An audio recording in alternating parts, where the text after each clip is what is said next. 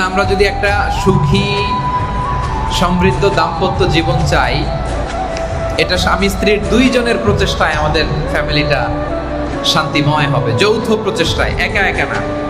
যদিও বাংলাদেশে একটা কথা প্রচলিত আছে যে সংসার সুখী হয়, বলেন সংসার সুখী হয়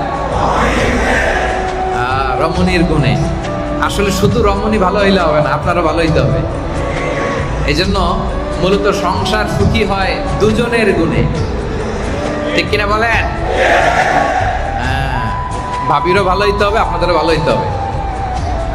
কাজী নজরুল ইসলাম চমৎকার একটা কবিতা বলেছেন, আমি কবিতাটা শোনাই। তিনি লিখেছেন, বিশ্বে যা কিছু মহান সৃষ্টি চিরকল্যাণকর, অর্ধেক তার করিয়াছে নারী, অর্ধেক তার নর। বিশ্বে যা কিছু এলো পাপ তাপ বেদনা অশ্রু বাড়ি, অর্ধেক তার আনিয়াছে নর, অর্ধেক তার নারী। আল্লাহু আকবার।